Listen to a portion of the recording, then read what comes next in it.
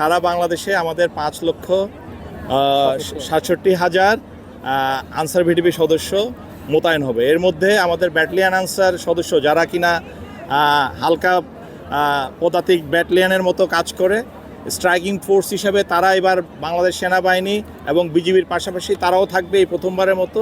তাদের সংখ্যা 11,000-এর মতো। সো এই বিভিন্ন বাংলাদেশের বিভিন্ন জায়গায় আমাদের যে আনসার ব্যাটালিয়নগুলো আছে, ইতিমধ্যে এরা বিভিন্ন জেলা উপজেলায় রিপোর্ট করা আজকে থেকে শুরু হয়েছে।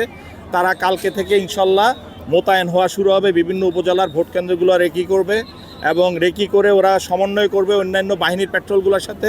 অন্যান্য ভোট কেন্দ্রের প্রাথমিক দায়িত্ব এবং যে সেকেন্ডারি দায়িত্ব, দুই দায়িত্ব কিভাবে বন্টন হবে, কিভাবে রেসপন্স করবে, সে ব্যাপারে আমাদের ব্যাটালিয়ন আনসারের স্ট্রাইকিং পেট্রোলগুলো কাজ করবে। আর ভোট কেন্দ্রগুলোতে আপনারা জানেন এবারই প্রথম 13 জন আমাদের আনসার ভিডিপি সদস্য থাকতেছে, যেখানে সেকশন কমান্ডার থাকবে এবং সেকশন কমান্ডারের সাথে প্রিজাইডিং অফিসারের সাথে একজন অতিরিক্ত থাকতেছে যে অস্ত্রসহ। কারণ আমরা আগের অভিজ্ঞতায় দেখেছি যে প্রিজাইডিং অফিসারদেরকে বিভিন্ন ধরনের হুমকি এবং চাপ দেওয়া হয়।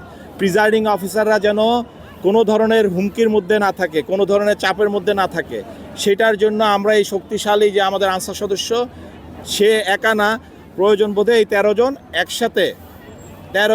একসাথে এই তাদের যে সুনির্দিষ্ট দায়িত্ব যেটা দেওয়া আছে সেটা সুন্দরভাবে শেষ করবে।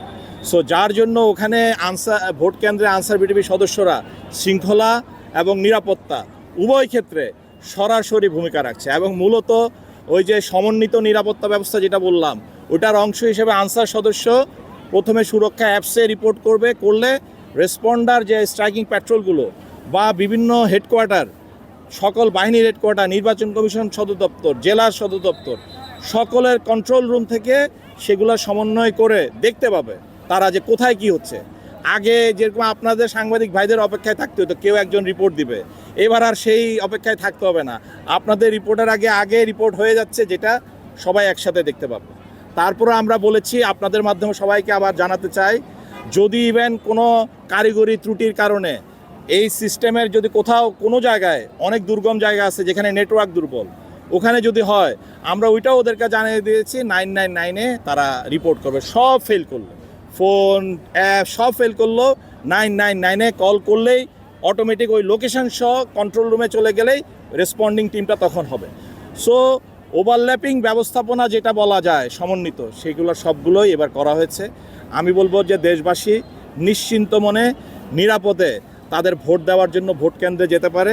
সকলে ভোট কেন্দ্রে সুন্দর সুষ্ঠুভাবে শৃঙ্খলাবদ্ধভাবে যদি ভোট কেন্দ্রে যায়, অনেকের যে মহাপরিকল্পনা চলছে যে ভিতরে ফেক ভোট হোক আর যাই হোক, এগুলার কোনো সুযোগ তখন থাকবে না।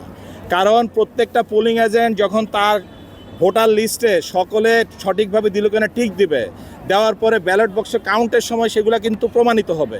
এত সোজা না এবার ফেক কোনো জাল ভোট কার্যক্রমের মাধ্যমে নির্বাচনকে প্রশ্নবিদ্ধ করা।